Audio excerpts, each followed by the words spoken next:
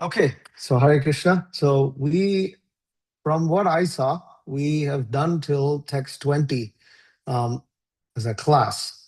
So I'm going to continue from text 20 of Canto 1, Chapter 2. Okay, please repeat. Evam prasanna manaso Prasanna manaso bhagavad bhakti yogataha Bhagavad Bhakti bhakti Yogataha yogata bhagavad tattva vijnanam Bhagavad Tattva tattva Vijnanam mukta sangasya jayate. Mukta mukta Sangasya sangyasya Jayate. jayate. So this translation, thus established in the mode of unalloyed goodness, the man whose mind has been enlivened by contact with devotional service to the Lord gains positive scientific knowledge of the personality of Godhead in the stage of liberation from all material association. So this is some of the amazing verses that Sutta Goswami is speaking to the sages of Naimisharanya. And Srila Prabhupada, he said, you see this the way Prabhupada has translated this so nicely. Thus established the mode of unalloyed goodness. So what does unalloyed goodness mean? See, a very important concept, a very important philosophy, very important thing to understand in order to practice Krishna consciousness properly is to recognize that there are three modes of material nature and that we are always influenced by them. The moment we forget that, then there is no proper understanding of what is going on, why we are doing what we are doing, and how the conditioned soul is affected, how our desires are affected. Is something beneficial for us? Is it not beneficial for us? All these things come from proper understanding of the three modes of material nature. And the devotee actually tries to get established in the mode of unalloyed goodness, which means to become above the three modes. Krishna tells Arjuna in Bhagavad Gita, Traigunya Vishya Vesa Nistraigunyo Bhavarjuna, Nirdvandvo Nitya Sattvasto, Niryoga Kshema Atmavan. So that word that Krishna is using over there, Nitya Sattvastaha, means goodness that is eternal. You see, anything that is of the material world is not eternal. Why? Because it was created at a certain point. Anything material is created, anything spiritual is not created. That which is not created is eternal, that which is created is temporary. So we are eternal, we were not created. We are parts and parcels of the Supreme Lord. We have been existing as long as the Supreme Personality of Godhead has been existing. But the Supreme Personality of Godhead is always existing. Nobody created him, therefore nobody created us. He is unlimited, therefore there are unlimited numbers of us because we are his parts and parcels. But the point is that we are eternal, that we are not created. So Krishna is using this word nitya sattvastaha, means that one should be established in permanent goodness. But that is not referring to the goodness of the material world. That is referring to unalloyed goodness. So the Bhagavatam asks us to come to that platform because when one comes to that platform, his mind becomes enlivened by contact of devotional service. It's at that point that devotional service, it becomes enlivening, it becomes exciting, it becomes, it's not a burden anymore. And what happens in that? How is that possible? By devotional service to the Lord, by contact with devotional service. That he becomes established in mode of goodness by contact of the Supreme Lord. When we contact the Supreme Lord, we become enlivened. And at that point, we gain positive scientific knowledge of the personality of Godhead in the stage of liberation, because Supreme Personality of Godhead has nothing to do with the material world. He's aloof. When we become in contact with him, we also gain that position.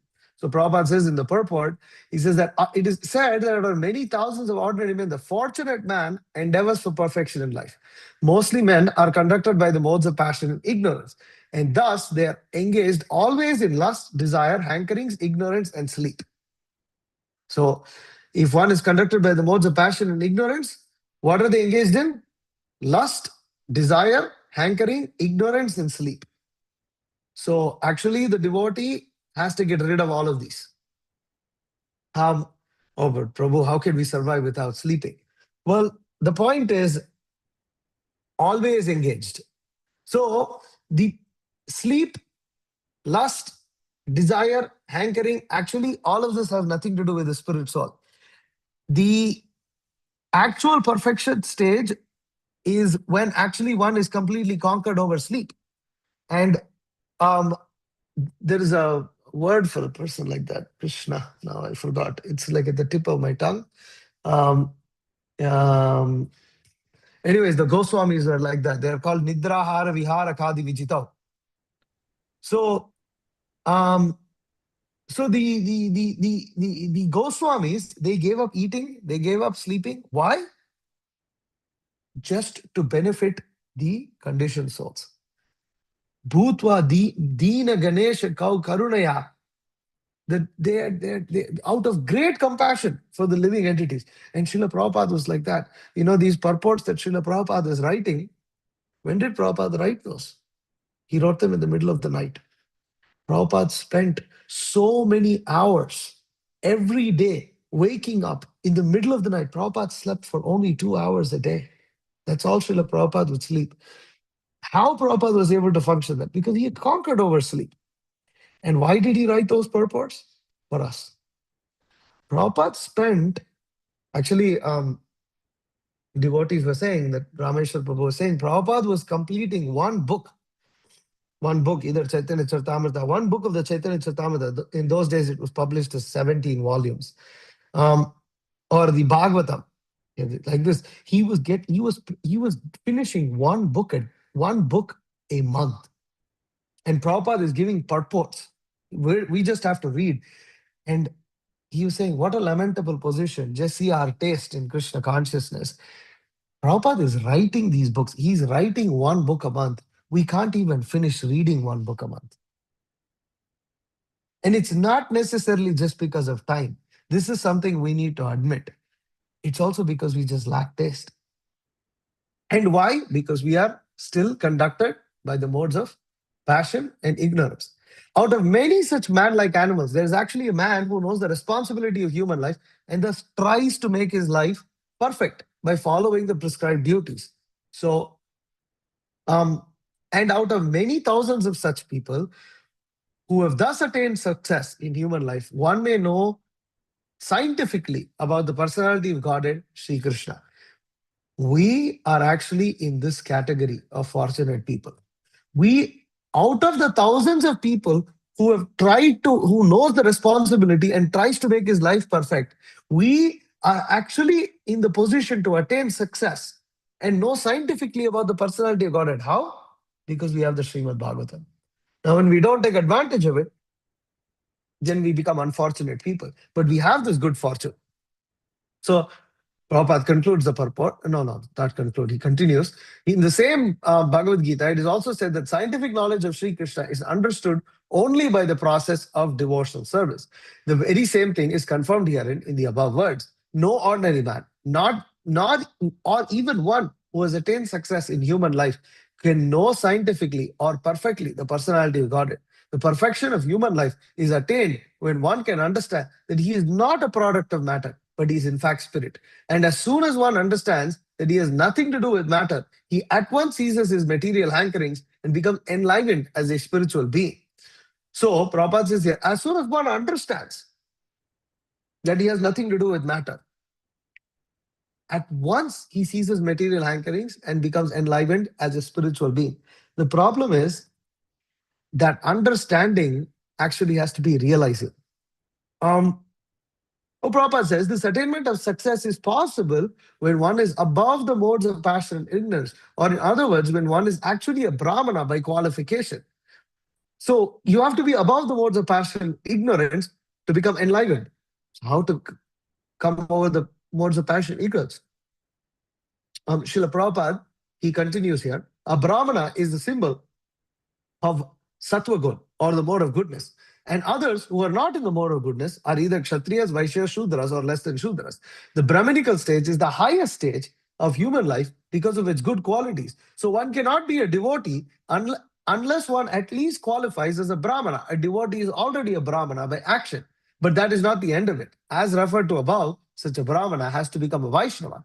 In fact, to be actually in the transcendental stage, a pure Vaishnava is a liberated soul and is transcendental even to the position of a Brahmana. In the material stage, even a Brahmana is also a conditioned soul, because although in the Brahminical stage, the conception of Brahman or transcendence is realized, scientific knowledge of the Supreme Lord is lacking.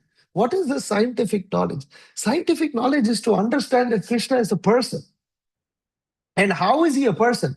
How can he be a person? How can he have a form, but he's not affected by anything material? His form is not made with the same mundane matter that our forms are made. His form is actually eternal. How do we understand that?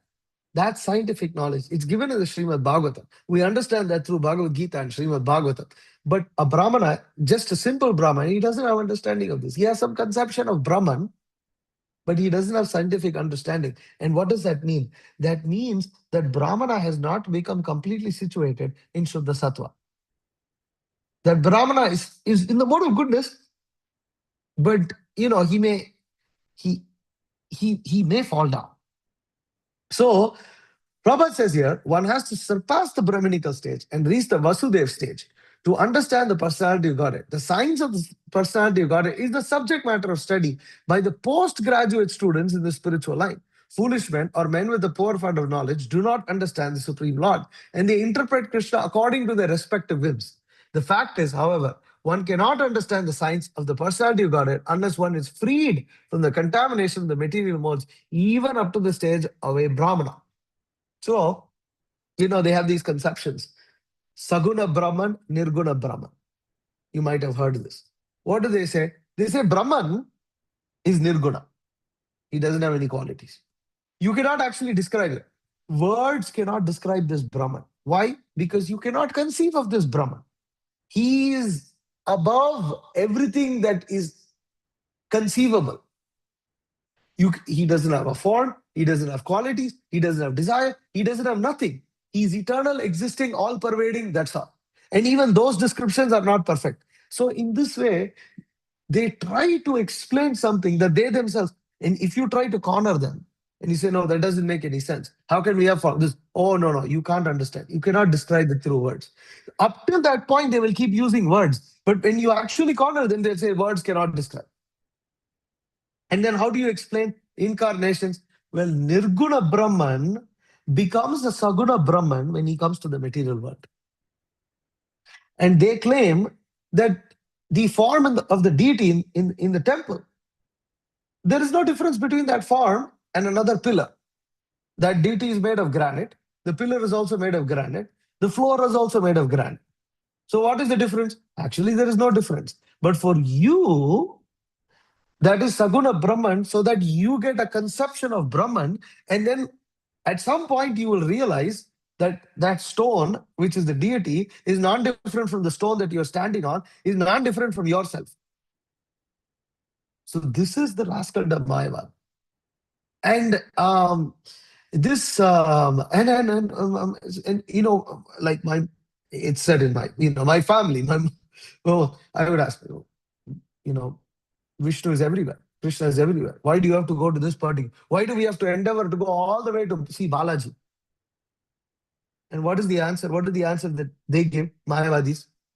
Well, you see, the Vedic mantras, they're very powerful. And people are chanting all these different mantras. And they're chanting all these different names. And people are coming and praying. And therefore, that deity, that form has become powerful. And this form of Balaji is actually more powerful than other forms of Balaji. Therefore, you have to go to that Balaji if you want to get blessings. Nonsense. According to them, they have given power to that deity. And because thousands and thousands and millions of people have gone and given prayers and have gone and said mantras to that particular deity, that deity is more powerful. This is not Vaishnava philosophy. That's Krishna can. So how do you understand? But then what about? Well, when you become so spiritually advanced, then at that point, you don't need all this. You don't need that particular form of Balaji. you will see Brahman everywhere. And at that point, you will understand that there is no difference between the laptop that is in front of you and you. It's all the same. So what is our answer then? Why do you have to go? Well, they're the deities that are installed by the acharyas or deities like Balaji, they are Swayambhu. Krishna is manifested over there, and he's Krishna himself. So what you can worship? Yes, you can worship. You can worship any form. You can worship a picture of Balaji. You will get the same reciprocation. It is not, but the point is that when we take so much endeavor and we go on yatra and we take so much endeavor to go and stand in front of Balaji, then there is a little bit more outpouring of devotion. And at that outpouring of devotion, there is reciprocation from the Supreme Lord. Krishna says that in Bhagavad Gita, Ye yata mam prapadyante, tam stataiva bhajameham. Mama vartmanu vartante manushya partha sarvashah. That I reciprocate with people to the extent that they approach me, to the degree that they approach me. So this is the point. It is not that some deities become powerful because you chanted some mantras. It's so bogus. This is Mayavad philosophy. Anyways, these are so-called Brahmanas. So when a qualified Brahmana factually becomes a Vaishnava, in the enlivened state of liberation, he can know what is actually the personality of Godhead. So I am starting to somewhat lose my voice for some reason. Actually, I had a bad cold as I was coming back from India, and my voice is consecutively being lost. So I will actually, unfortunately, stop here, but I can open up for questions and answers. I have enough energy and voice to speak those questions and answers. We'll continue. I'm going to continue giving classes instead of the reading for a few days just to catch up on all the different classes that we lost. And so I'll stop here. We'll continue again on Tuesday. Are there any questions or comments?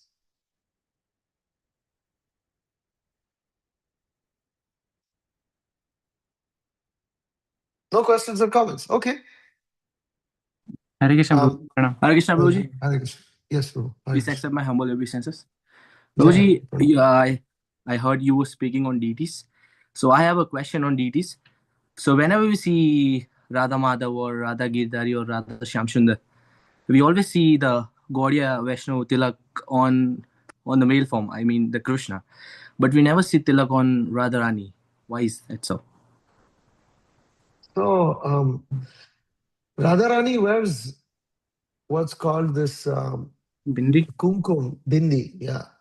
And that is standard. Now, that is actually sufficient for women. However, in the Gaudiya Vaishnava culture, because we are practicing sadhana bhakti, one of the aspects of initiation is that one gets tilak. So it's for women also, they get tilak.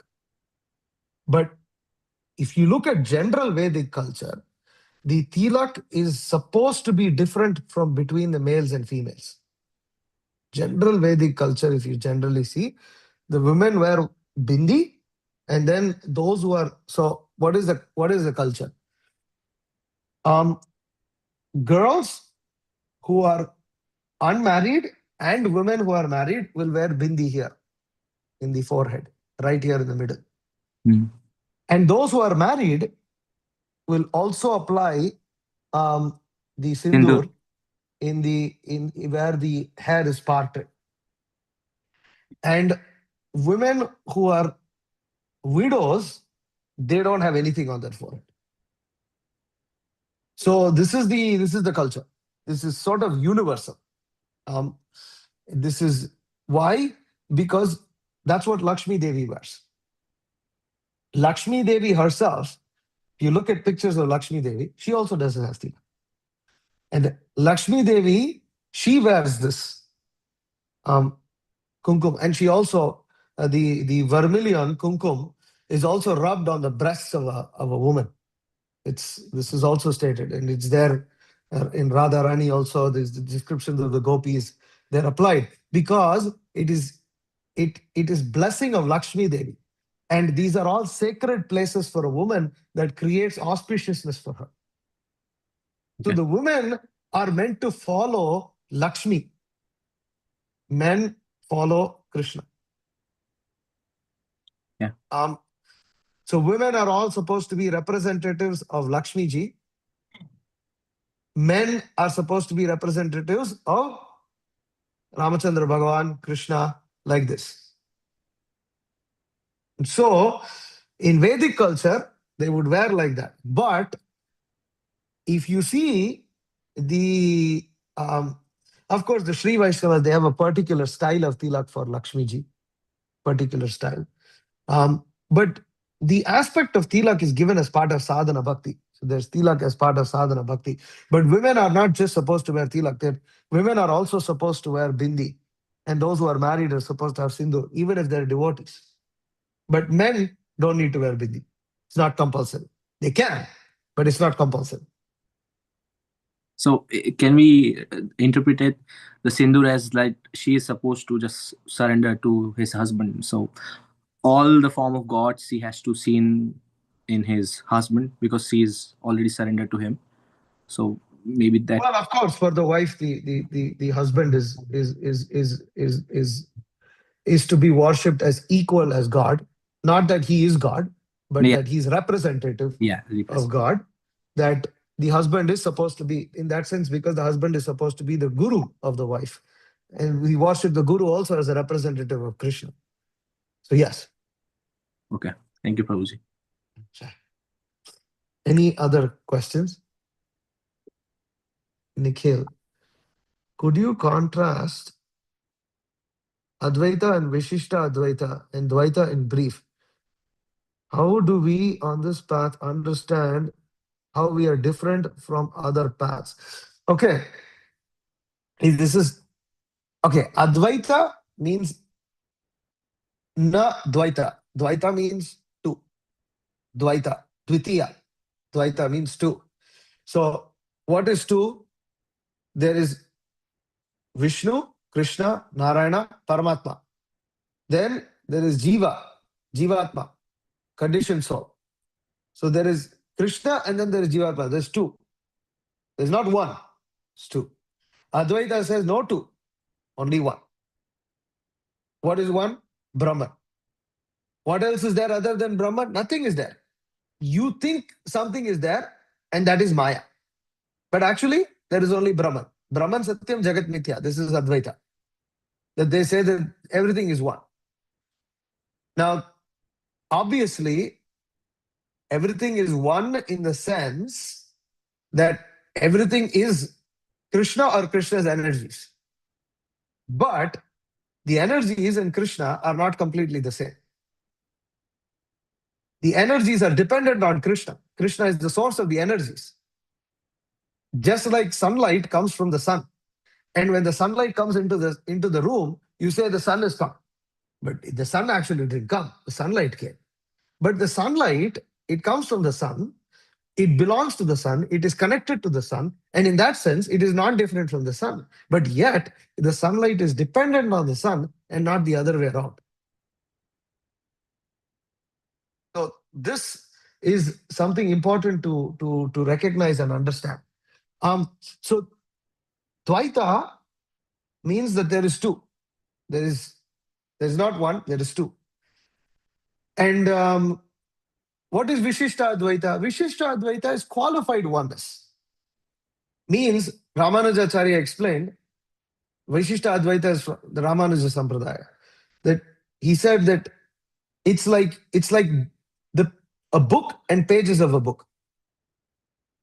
So you have pages and the book. In one sense, the pages and the book are one. But in another sense, the pages and the book are different because the page by itself is not the book. But, so this is Vishishta Advaita. We are Achintya Beda Beda. Achintya Beda Beda means we are simultaneously one and different from Krishna. What is simultaneously we are one. We are his parts and parcels. In that sense, we are one with him. We are of the same quality, Satchidananda. But we are different in the sense that we are small, minuscule. So this is, so anyways, that's in brief. There is more to understand about this. But yeah, that's in brief. How are we different? Well, it's the actual point is all of the other ones, they have slight defects in their philosophy. They are not completely perfect. Advaita is not perfect because it says everything is one. Dvaita is not perfect because it rejects oneness in every regard. Dvaita says no oneness, always two, completely two. Two different, that's it. Different means different. Don't even talk about oneness. The moment there is difference, there is no point about talking about one. It's different, that's all. Vishishta Advaita, it says that it looks similar. It's very close to our Achintya Beda Beda Tattva. But the problem is that the example that's given, Vishishta Advaita, the example that's given makes it seem like, oh, because we are parts and parcels of the Supreme Lord, if we are not there, then Supreme Lord doesn't exist. It seems to give an example like how can the book exist without the pages? So the book is actually dependent on the pages. No. Actually, Supreme Lord is independent of us. We depend on his existence. So it's just a minor thing. So therefore, Chaitanya Mahaprabhu gave the philosophy simultaneous oneness and difference. How can there be simultaneous oneness and difference? Achintya. It's inconceivable. That's Krishna's amazing ability to make that which is different and one exist simultaneously. Possible by Krishna. And that's Achintya Beda Beda philosophy. So it's very technical stuff. But yeah, since you asked. Thank you, Prabhu. Okay. Any other questions? Any other comments? Okay. Jai. Yes, Narayan. Hare Krishna Prabhu. Pranam. It's not about the class. It's just like Maharaj will be coming in April or May. Like, do we have any idea just so that we can plan our schedule accordingly? Who? Bhakti Vikas Maharaj to Yes. the United States? Yeah. I don't know. We don't know. We'll have to see. You know, he's supposed to come. If he comes, it will be probably May. May? Okay. Probably May. But remember, that's if he comes. Yeah. Generally, he comes every year. But here and there, sometimes he'll skip a year completely. Oh, okay. That also depends on us being able to get facility for him here on the farm. Definitely. Which is challenging this year because we just got the farm, So I don't know. We'll have to see. And whether Maharaj will visit, I can't say for sure. Yeah, it's just like everyone was taking off during the Christmas, so like whole office was asking like, "Hey, why you are not taking off?" So I was like, I see. I'm gonna save some days for the summer."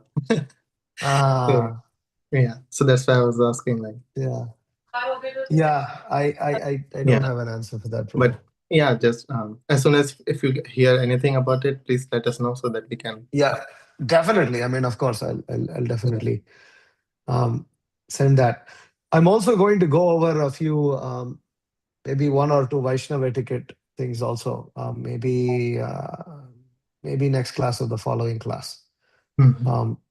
So a couple of other topics also. I have a few topics that I wanted to cover. Yeah, Sunil? Thank you, Prabhu. Prabhu. So will there be no Shravan Kirtan camp this year then? The Shravan Kirtan camp? Well, see, everything depends on Maharaj coming. Yeah, so, okay. So Maharaj comes, there will be Shravan Kirtan camp. Otherwise, there won't be a Shravan Kirtan camp. We have to see. He's every year he says, I don't know if I'm going to come. I don't know if I'm going to come, but he comes anyways. So, but every year he says that. Okay. Hare Krishna. So, yeah, Hare Krishna. Okay. All right. Prabhu. So very nice to see all of you. It's been a little break, but I hope to see you all again on Tuesday. So we'll meet on Tuesday at 7 p.m. But mostly after this, everything is going to get moved to 8 p.m. That's because I am now in Central Time. I am in, so I just felt it works better. So, okay. All right. Thank you very much. Srimad Bhagavatam ki jai, Srila Prabhupada ki jai. Hare Krishna. Hare Krishna. Vancha kalpatarubhyascha kripasadubhyo vacha patitanam pavanebhyo vaishnavebhyo namo namah. Hopefully my voice will be better. Sorry I couldn't go on. I didn't intend to end it this early, but I'm still glad to have met everyone today. Hare Krishna. Hare Krishna.